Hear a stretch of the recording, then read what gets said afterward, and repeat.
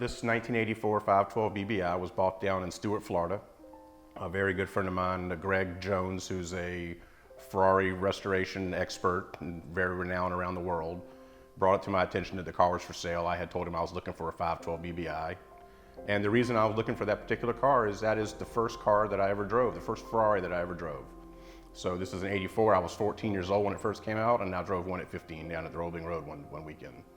And I've always had a passion for the V12 cars. The new Ferraris are cool, but they don't do it for me. The old stuff is where it's at for me.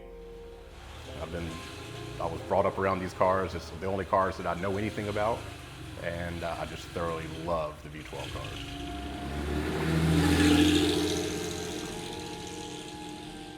It's the sound of the V12 firing up. It's the torque that the V12 has.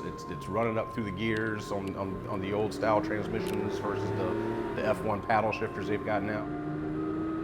But it makes for a fantastic street car. It's a lot of fun. It gets a ton of looks. And for me, it's not about the looks, but it's just about my enjoyment of the car. So I drive it whenever I get a chance.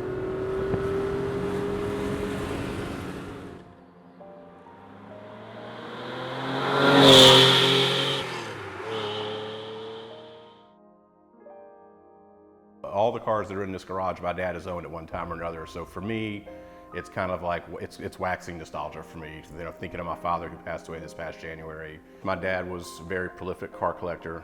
He was a huge fan of Italian cars and British cars and German cars and American cars. So he covered the entire gamut when it comes to cars and collected all of them.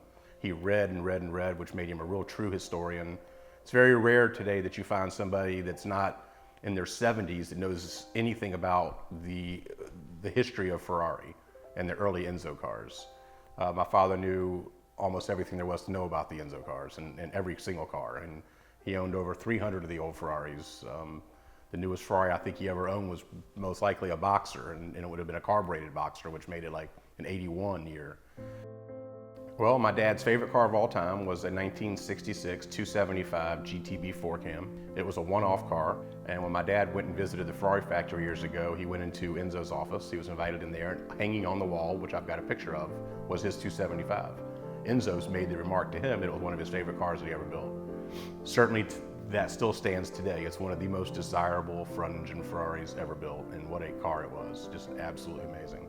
As a kid, I used to get in that car and complain that it smelled like fish. Well, the fish was just fresh Italian leather. It was just that smell. But as a kid, who knew better? You know, to me, it was an awful smell of fish. But he used to get a good chuckle out of that.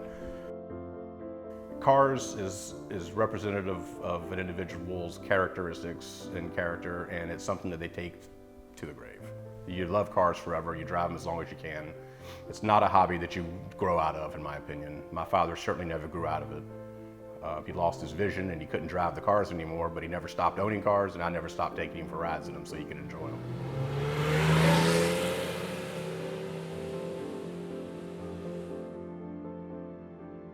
You look at this mural that my dad had done back in the 90s, and it's representative of a few of the cars that he's owned over the years.